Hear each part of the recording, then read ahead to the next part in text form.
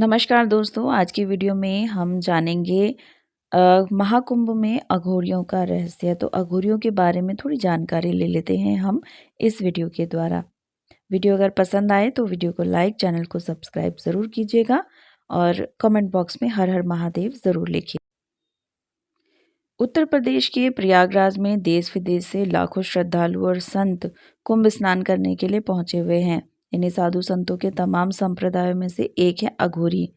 हालांकि अघोरियों को उनकी साधना पद्धति के चलते साधारण समाज स्वीकार नहीं करता है। आपने कभी सोचा है कि अघोरी साधु अपने भोजन में मुर्दों का कच्चा मांस क्यों खाते हैं और शवों के साथ शारीरिक संबंध क्यों बनाते हैं अघोरी? आखिर इससे उनको क्या मिलता है? और सबसे ज़्यादा आश्चर्य की बात यह है कि अघोरी महिला के मासिक धर्म के दौरान ही उनके साथ शारीरिक संबंध क्यों बनाते हैं? अघोरी की मृत्यु के बाद उनका अंतिम संस्कार कैसे किया जाता है और महिला अघोरी अपना जीवन कैसे जीती है? अघोरी साधु शमशान में रहकर ही साधना करते हैं, जबकि बाकी लोग वहां जाने से भी डरते हैं। दोस्तों, हम आपको एक सच्चे अघोरी की पहचान से लेकर उनके इस रहस्यमय जीवन के सभी पहलुओं से अवगत कराएंगे, जिसे जानकर शायद आप बहुत ही हैरान हो जाएंगे।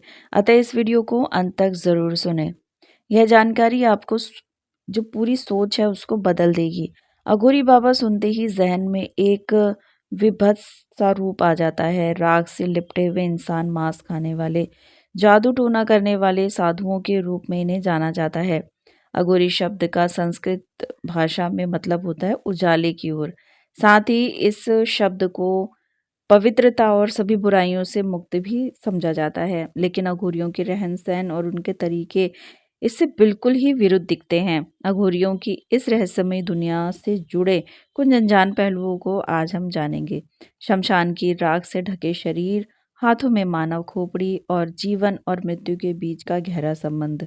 अघोरी साधु जिनका जीवन सामान्य साधुओं से बिल्कुल अलग, भयावह और रहस्यमय होता है। शमशान जहाँ आम लोग जाने से भी डरते हैं, वह वहाँ साधु अपनी साधनाएं करते हैं और मृत्यु और आत्मा के गूढ़ रहस्यों को जानते हैं, जो हमारी सोच से बिल्कुल परे है। सदियों से इन साधुओं का जीवन उनकी साधनाएं, उनकी चमत्कारी शक्तियों का रहस्य और भय से घिरी रहती है। अघोरी साधु एक ऐसा नाम है जो अपने नाम में ही रहस्य और विचित्रता को समेटे हुए है। इनके जीवन का हर पहलू समाज की परंपराओं और नियमों से एकदम अलग और विपरीत होता है। अघोरी साधु अपने जीवन को साधारणतः मानव की धारणाओं से परे समझते हैं। जहाँ हम भोजन को पवित्र मानते हैं, वहीं अघोरी साधु शवों का मांस खाते हैं और मानव खोपड़ी, जिसे वे कपाल कहते हैं, उसमें भोजन करते हैं। यह उनके लिए कोई घृणास्पद कार्य नहीं है, बल्कि यह शिव के कपालधारी रूप का अनुसरण करते हैं। वो ये मानते हैं कि शिव का हर रूप पवित्र है, चाहे वह शव हो या मल, कुछ भी उनके लिए अपवित्र नहीं होता है। यह अपने शरीर पर शमशान की राख इसलिए लगाते हैं क्योंकि यह भगवान शिव का प्रतीक माने जाते। इसके पीछे एक वैज्ञानिक पहलू भी है। राख में कैल्शियम, फास्फोरस और अन्य खनिज होते हैं जो त्वचा की बीमारियों से शरीर की सुरक्षा कर सकते हैं। इसके लिए माता काली और भगवान शिव का भैरव रूप ही उनके गुरु होते हैं। और जिस तरह भगवान शिव और माता काली को मुंडों की माला पहनाते हैं, अघोरी साधु भी मुर्दों की खोपड़ी का ही हार पहनते हैं। अघोरी साधुओं का सबसे विवादास्पद पहलू है उनका यौन संबंधों को लेकर दृष्टिकोण। तो दोस्तों, आज हम आपको अघोरी साधुओं की इस रहस्यमयी और गूढ़ दुनिया की कहानी और गहराई तक ले चलेंगे, जहाँ जीवन और मृत्यु की सीमाएं धुंधली हो जाती हैं और मोक्ष प्राप्ति का मार्ग साधना की इस दुनिया में छिपा है। अघोरी साधु अन्य साधुओं की तरह ब्रह्मचर्य का पालन नहीं करते हैं। इनके अनुसार जीवन में हर पहलू को स्वीकार करना आवश्यक है, चाहे वह यौन संबंध है या अन्य वर्जित कृत्य। जितना हम अघोरियों की रहस्यमय दुनिया में गहराई से उतरते हैं, उतना ही हमें रहस्य और रोमांच का अनुभव होता है। राग से लिपटे हुए यह अघोरी साधु शमशान घाट में मिले। अध छल शवों का मांस खाते हैं तो कभी शव के साथ यौन संबंध बनाते हैं। वे मासिक धर्म के दौरान जीवित महिलाओं के साथ भी शारीरिक संबंध बनाते हैं। यह जानकर आपके मन में सवाल ज़रूर उठेगा, आखिर यह साधु कैसे होते हैं? समाज में साधुओं का ब्रह्मचर्य का पालन करना अनिवार्य माना जाता है और अघोरी ना तो ब्रह्मचर्य का पालन करते हैं और ना ही इनका खान पान साधु संतों जैसा होता है। आखिर मांस और मदिरा का भोग लगाने वाले यह अघोरी भगवान शिव के पुजारी होने का दावा क्यों करते हैं? उपनिषद में भगवान शिव को अघोरनाथ कहा जाता है और अघोरी बाबा भी शिव के ही इसी रूप की उपासना करते हैं।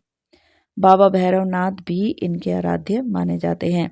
शव के साथ यौन संबंध बनाने और मांस खाने के पीछे भी इनका तर्क अघोर पद को ही तरह शाश्वत करता है। शव के साथ शारीरिक संबंध बनाना शिव और शक्ति की उपासना का एक तरीका है। उनका मानना है कि यदि इस क्रिया के दौरान उनका मन ईश्वरीय भक्ति में लग रहा है तो यह साधना उनका सबसे ऊंचा स्तर होता है।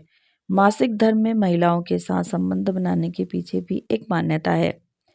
घोरी ब्रह्मचर्य का पालन नहीं करते क्योंकि वह अपनी शक्तियों को जागृत करने के लिए कुछ विशेष परीक्षाओं से गुजरते हैं। ऐसी महिलाओं के साथ जिनका मासिक धर्म चल रहा हो, शारीरिक संबंध बनाना उनके लिए शक्ति प्राप्त करना एक तरीका है। उनका मानना है कि अगर इस दौरान वे भगवान शिव में लीन रह जाते हैं तो उन्हें विशेष शक्ति प्राप्त होती है। कहा जाता है कि जब अघोरी साधु ढोल, मंजीरे और नगाड़ों के बीच शारीरिक संबंध बनाते हैं तो यह उनकी सबसे कठिन शक्ति परीक्षा होती है। अगर इस दौरान वे अपने ध्यान को शिव में स्थिर रख पाते हैं तो वो संपूर्ण रूप से अघोरी माने जाते हैं। यह उनके लिए एक प्रकार का ब्रह्मचर्य का पालन करने जैसा ही होता है, जहाँ शारीरिक क्रियाओं के बावजूद उनका ध्यान केवल भगवान शिव पर केंद्रित रहता है। अघोरी साधु उन चीज़ों का प्रयोग करते हैं जिसे समाज अपवित्र या वर्जित मानता है। उनके लिए मल, मूत्र, शव, अपनिष्ट सामग्री भी साधना के हिस्से हैं। उनका मानना है कि शिव हर चीज में विद्यमान है, चाहे वह कोई भी घृणित क्यों ना हो। यह अभ्यास उन्हें घृणा और सामाजिक धारणाओं से ऊपर उठने में मदद करता है। अब हम ये जानेंगे कि अघोरी बनने की यात्रा कहाँ से शुरू होती है और सच्चे अघोरी की पहचान क्या होती है। तो आपके मन में यह सवाल ज़रूर उठ रहा होगा कि आखिर एक सामान्य इंसान कैसे अघोर साधु बनता है? क्या यह सिर्फ साधना का रास्ता है या फिर इसके पीछे कोई गहरा रहस्य छुपा हुआ है?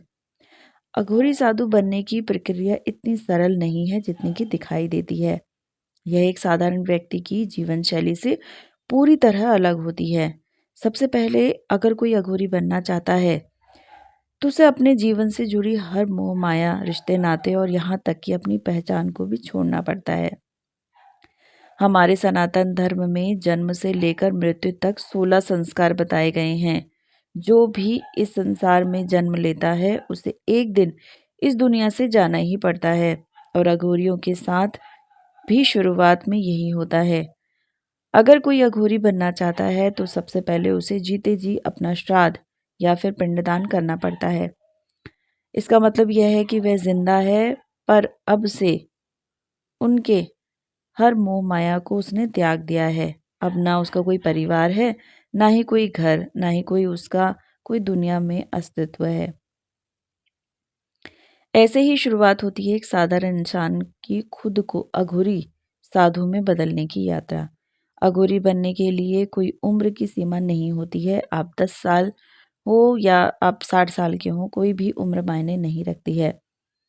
कोई भी, चाहे वो पुरुष हो या महिला, अघोरी बन सकते हैं। जी हाँ, आपने बिल्कुल सही सुना, एक महिला भी अघोरी बन सकती है। यह साधना किसी विशेष वर्ग के लिए नहीं है बल्कि उन सभी के लिए है जो संसार के हर बंधन से मुक्त होकर एक नई राह पर चलने के लिए अपने आप को तैयार करता है। अघोरी बनने की राह पर सबसे पहला कदम है अपने गुरु की तलाश। यह साधना का सबसे महत्वपूर्ण हिस्सा है, लेकिन अगर इसको कोई मानव गुरु नहीं मिलता तो ये बाबा काल भैरव को अपना गुरु बना सकते हैं, जो काशी के कोतवाल माने जाते हैं। बाबा काल भैरव भगवान शिव के रौद्र रूप हैं और वही इनके मार्गदर्शक और गुरु बन जाते हैं। उनकी साधना केवल उन्हें गुरु रूप में स्वीकार करना होता है और उसके बाद आता है सबसे बड़ा कदम, पिंडदान। यानी कि खुद को इस संसार से पूरी तरह मुक्त कर देना। इसका मतलब है कि दुनिया में अब आपका कोई अस्तित्व नहीं रह गया है। अब अब से केवल शिव के साधक के रूप में ही आप जाने जाएंगे। शिष्य का चयन होने के बाद उन्हें एक गुप्त मंत्र दिया जाता है, जो कोई साधारण मंत्र नहीं होता। इस मंत्र को बिना एक भी दिन छोड़े उन्हें लगातार 12 साल तक जपना पड़ता है। 12 साल तक जो भी शिष्य इस साधना को पूरी कर निभा जाता है, वह इस कठिन मार्ग पर आगे बढ़ने का हकदार होता है। अघोरी 3 तरह की साधनाएं करते हैं: शमशान साधना, शिव साधना और सम साधना। यह तीनों साधनाएं शमशान घाट के भीतर ही की जाती हैं। साधना शुरू करने से पहले अघोरी अपने शरीर पर शमशान की भस्म लपेटकर काला चोगर धारण करते हैं और फिर इस रहस्यमयी साधना को शुरू करते हैं। सबसे पहली होती है शव साधना। अघोरी तंत्र विद्या के धनी होते हैं और यह साधना रात के अंधेरे में की जाती है। शव को मांस और मदिरा का भोग लगाया जाता है और कहा जाता है कि साधना के चरम तक पहुंचने तक मुर्दा बोल उठता है। यह साधना कामाख्या पीठ, त्र्यंबकेश्वर उज्जैन और तारापीठ के शमशान में की जाती है, जहाँ केवल अघोरी ही उपस्थित हो सकते हैं। दूसरी साधना होती है शिव साधना। इसमें अघोरी शव के पास बैठकर मांस और मदिरा का भोग लगाते हैं और फिर शिव की तरह शव पर एक पैर पर खड़े हो जाते हैं, जैसे शिव की छाती पर माता पार्वती का पांव रखा गया था। घंटों तक इस साधना के दौरान अघोरी अपनी शक्तियों को बढ़ाते हैं। तीसरी और सबसे आखिरी साधना होती है शमशान साधना। यह साधना शव और शिव साधना से अलग होती है। इसमें अघोरी मृतक के परिवार को भी शामिल करते हैं और शव की जगह शव की पीठ की पूजा की जाती है। प्रसाद के रूप में मांस और शराब की जगह दूध से बना मावा चढ़ाया जाता है। अब जानते हैं असली अघोरी साधु की पहचान कैसे की जाती है। असली अघोरी साधु की पहचान करना इतना आसान नहीं होता। प्रयागराज में कुंभ में कई फर्जी अघोरी भी घूमते हैं, जो बहरूपीय होते हैं और मात्र लोगों से पैसा ठगने के लिए अघोरी का रूप बनाकर घूमते हैं और लोगों का मनोरंजन करते हैं। वे साधारण साधुओं की तरह ही दिख सकते हैं, लेकिन उनकी जीवन शैली और साधनाएं बहुत गहरी और रहस्यमय होती हैं। अघोर विद्या के जानकार मानते हैं कि असली अघोरी कभी आम दुनिया में सक्रिय नहीं होते। अगर वे समाज में रहते भी हैं तो दिखावा नहीं करते, वे सिर्फ अपनी साधना में लीन रहते हैं। अगर कोई अघोरी आपसे पैसे मांगता है तो समझ जाएं कि वह सच्चा अघोरी नहीं हो सकता, क्योंकि असली अघोरी कभी भी किसी से कुछ मांगते ही नहीं हैं। कलयुग में भी कोई भी राख लगाकर, काले कपड़े पहनकर और खोपड़ी लेकर अघोरी जैसा दिख सकता है, लेकिन असली पहचान उसकी साधना में होती है। जहाँ पैसे का खेल हो वहाँ से दूर ही रहना बेहतर है। पैसा इंसानों ने बनाया है, भगवान को इसकी ज़रूरत नहीं है। अघोरियों के बारे में कहा जाता है कि वे बाहर से रूखे दिख सकते हैं, लेकिन अंदर से जन कल्याण की भावना उनके अंदर छुपी होती है। अगर किसी पर उनकी कृपा हो जाए तो वे अपनी सिद्धियों का फल देने तक के पीछे नहीं हटते हैं, और अगर कोई उन्हें पसंद आ जाए तो वे उसे अपनी तंत्र विद्या सिखाने को भी तैयार हो जाते हैं। लेकिन ध्यान रहे, उनका क्रोध बेहद प्रचंड होता है। अघोरी स्वभाव बेहद सरल होते हैं और प्रकृति के साथ रहना उन्हें बहुत पसंद होता है। वे किसी से कोई मांग भी नहीं करते हैं, ना ही वे किसी से पैसे लेते हैं। उनका जीवन हर किसी के लिए कल्याण के लिए प्रार्थना करने में समर्पित होता है। अघोरी हर चीज को ईश्वर के अंश के रूप में देखते हैं। वह ना तो किसी से नफरत करते हैं और ना ही किसी चीज को अस्वीकार करते हैं। इसी कारण वे इंसानी और जानवरों के मांस में कोई भेदभाव नहीं करते। जानवरों की बलि उनकी पूजा पद्धति का एक महत्वपूर्ण हिस्सा है और वे गांजा भी पीते हैं, लेकिन नशे में भी उन्हें अपने बारे में पूरी तरह होश रहता है। उनकी साधना और उनका जीवन हर पहलू में शिव से जुड़ा होता है। क्या आप कभी अपने जीवन में ऐसे संत महात्मा या घोरी साधु से मिले हैं जिसने आपको प्रभावित किया हो? तो कमेंट बॉक्स में ज़रूर बताइएगा।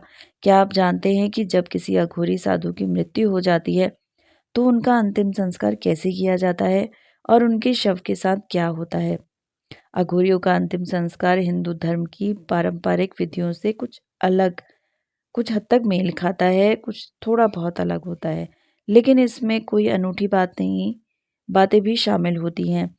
जब कोई अघोरी मृत्यु को प्राप्त होता है तो उसका शरीर साधारण तरीकों से नहीं जलाया जाता, बल्कि अधिकतम मामलों में अघोरी का अंतिम संस्कार शमशान भूमि में गंगा या किसी पवित्र नदी के किनारे किया जाता है। मृत अघोरी के शव को या तो जला देते हैं या दफना देते हैं या फिर उसे पवित्र नदी में प्रभावित कर देते हैं। अघोरी कभी अपने साथी अघोरी के शव को नहीं खाते हैं। कुछ अघोरी साधु अपनी अंतिम इच्छा के अनुसार अपने शरीर को गंगा में प्रभावित करने या शमशान भूमि में छोड़ने की बात कहते हैं।